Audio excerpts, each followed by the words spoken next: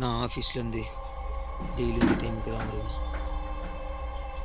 கடுப்பான ஒரு வேலை. எப்போ பார்த்தாலும் டெய்லி ஒர்க் ப்ரெஷர்.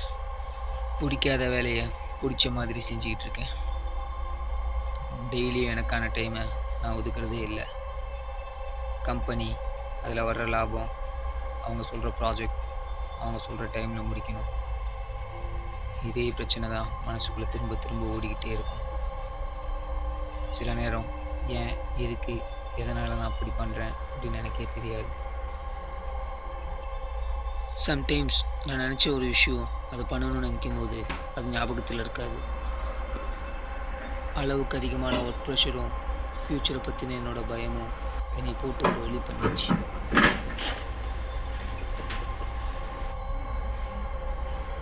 என்னோடய பிரச்சனைகள்லாம் மொத்தமாக என் தலைக்கு ஏறி என்னென்னமோ ஒரு குரல் மண்டைகளில் கேட்கும். அது எதோ யோசிக்க சொல்லுது. தேவையில்லாத விஷயங்களை நிறைய யோசிக்கிறது.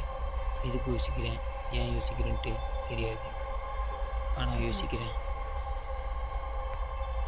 அப்படி யோசிக்கிற அந்த ஒரு செகண்ட், அது வரைக்கும் நான் என்ன பண்ணேங்கிறது ஞாபகத்தில் இருக்காது. ஸோ மறுபடியும் நான் பண்ண விஷயத்தை திரும்ப பண்ண ஆரம்பிப்பேன். என்ன பண்ணிகிட்டு இருந்தேன்னு மறுபடியும் யோசிக்க ஆரம்பிப்பேன். என்னோடய மென்டல் ப்ரெஷர் அதிகமானதுனால நான் என்ன பண்ணுறேன்ட்டு எனக்கு கொஞ்சம் கொஞ்சமாக மறந்து போகுது.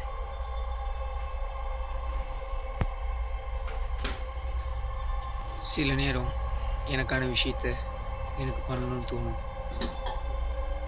அப்படி நான் எடுத்து அதை பண்ணுறப்ப அது தெரியாது.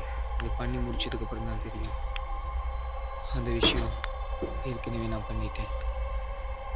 தேவையில்லாத யோசனையும் பயத்தாலையும் நான் ஆல்ரெடி செஞ்ச விஷயம் மறுபடியும் செய்ய வேண்டிய கட்டாயம் வருது. இந்த பயமும் குழப்பமும் தினசரி என் வாழ்க்கையில் நடக்க ஆரம்பிச்சது. எனக்கு இருக்க இந்த நோய்க்கு ஒரு பதில் தேடி அலைஞ்சேன். பதில் ஒரு வழியாக கிடைக்குமா கிடைக்காதான்னு மறுபடியும் குழப்பம் அடைஞ்சேன். இந்த குழப்பத்திலேயே எனக்கு இன்னும் பயம் அதிகமானுச்சு. இந்த 5ல் ஒருத்தங்க டிப்ரெஷன், ஃப்ரஸ்ட்ரேஷன்னு இந்த மாதிரி பல பேர் மென்டல் டிஸார்டருக்கு உள்ளாகிறாங்க. அதில் பாதி பேர் அதிலேருந்து வெளியே வந்துடுறாங்க. மீதி பேர் அதிலேருந்து வெளியே வர்றதுக்கான வழி தெரியாமல் சூசைட் பண்ணிக்கிறாங்க. தேவைக்காக ஓடிட்டுருக்க நம்ம வாழ்க்கையில் நமக்காக ஒரு 5 நிமிஷம் பொறுமையாக நடந்து போனால் கூட போதும். நமக்கு இருக்கிற பிரச்சனையும் பயத்தையும் மறந்துட்டு ஒரு 5 நிமிஷம் நமக்கான வாழ்க்கையை நம்ம வாழ தொடர்ந்தோம்னா இருக்கிற பிரச்சனை எல்லாமே சரியும் ஆகும், மறந்தும் போகும். எல்லாருக்கும் தான் பிரச்சனை இருக்குது. அது நம்ம எந்த வழியில் சரி பண்ணுறோங்கிறதுல தான் நம்ம வாழ்க்கை இருக்குது.